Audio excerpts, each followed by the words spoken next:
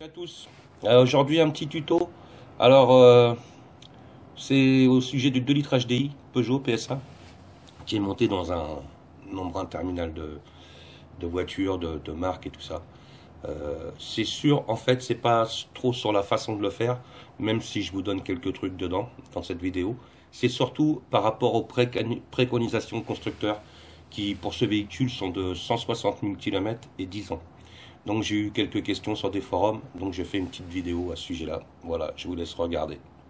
Ciao, ciao, bye bye. Alors, kilométrage de la voiture. Kilométrage 312 953. Et la distribution, elle a été faite à 160 000. On va aller regarder ça.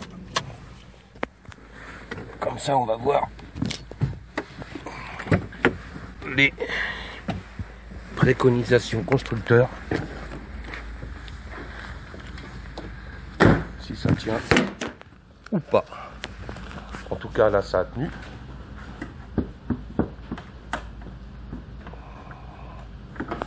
Hop. 313 000 km. Le moteur, il est super propre. Et là, je sais pas si on voit. On voit. Ah, si, on voit. Ça a été fait à 160 000. On voit pas la date dans le téléphone. En 2011, 2013, 2013. Voilà. Ben, on va démonter et on va voir si les 160 000 10 ans, si ça tient bien. En tout cas, le moteur, il est super propre, il est tout sec. Il n'y a pas un brin d'huile. Vraiment très costaud ce 2 litres HDI. Alors voilà. Là, on arrive à... Là, on voit que elle est cuite. Elle est bien cuite. En fait, elle est craquelée de partout. Donc, je répète, la voiture a 312 000 et la courroie avait été faite à 160 000. Ça fait 152 000. Donc, on est dans les données constructeurs, mais vous voyez que elle est bien craquelée. Alors, elle est bien craquelée. Elle est bien craquelée, mais elle a tenu. Et au niveau de la pompe à eau, bon, ça fuit un peu. Mais enfin, on a vu pire. Hein. On a vu pire. Bon, on va la démonter. Comme ça, on la verra un peu mieux. Hop. Bon, la pompe à eau, elle est un petit peu mouillée, mais c'est parce que je l'ai démontée. Par contre, ici, hop, là, on voit que elle commençait à sointer. Là. On le voit, ça c'est du calcaire, voilà, c'est des fuites. Ça. Donc dessous, elle commençait à sointer un peu, mais franchement, pas de jeu, rien du tout. Déroulement, pareil, aucun jeu, pas de bruit, rien.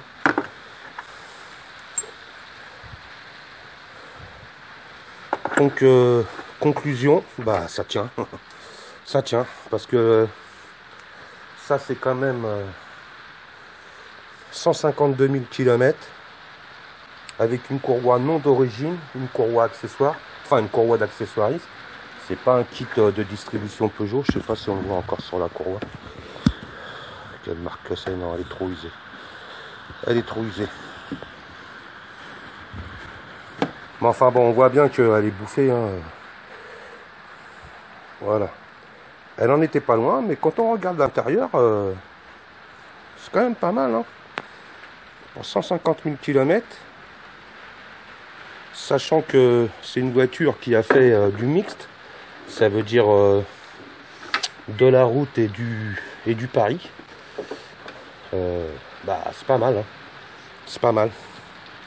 Elle a fait ouais, de la route, du pari. Voilà, donc c'est un 90 HDI, les HDI, les moteurs HDI Peugeot, Citroën, Fiat. Et ben franchement c'est du costaud. Bon, allez, on va attaquer le remontage. Ouais, pour le caler, la distribution. Alors bon, vous allez avoir une tonne de tutos sur YouTube. Mais enfin, moi, je me fais pas chier, je vous explique. Je fais des repères sur la courroie. Vous voyez, là, j'ai fait 3 traits blancs. Sur les poulies, je fais des traits ici. Et sur la courroie, je fais pareil, en fait. On a les traits, on a le sens de rotation. Voilà, comme ça on est sûr. Ça c'est valable pour toutes les voitures, on est sûr de ne pas se tromper. Ça c'est bon pour les voitures qui sont calées, hein, qui ne sont pas décalées. Hein. Quand vous avez une voiture de décalée, bah, il faut reprendre les piches d'origine. Alors attention par contre, ce système de marquer les courroies, pour les moteurs Renault 1500 DCI avant 2006, la poulie du bas n'est pas clavetée. Donc à ce moment-là, ce qu'il faut faire, c'est que sur ces moteurs Renault, au niveau de la boîte de vitesse ici, hein, ça c'est un moteur Peugeot, mais je vous explique. Là, au niveau du moteur ici, vous avez une lumière dans la boîte de vitesse qui vous indique le PMH. Et là, il est très facile de le marquer et de le bloquer sur le PMH avec un tournevis ou un truc comme ça. Voilà. Bon, enfin bon. Voilà. Allez, on va remonter tranquille. Voilà. Alors donc, on a remis la courroie en place avec ses repères. On a repéré aussi la poulie d'injection. Mais bon, ça sert à rien sur ces modèles puisque le capteur PMH il est sur la boîte.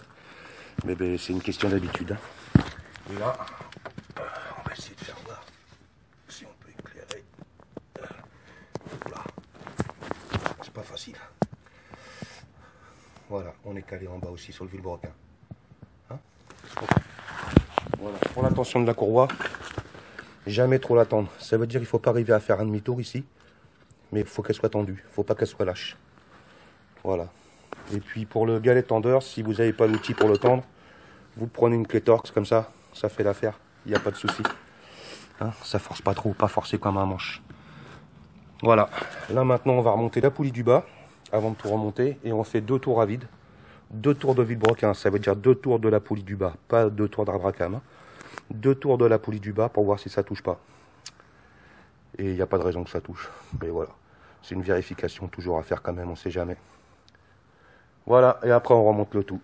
Voilà, à plus tard.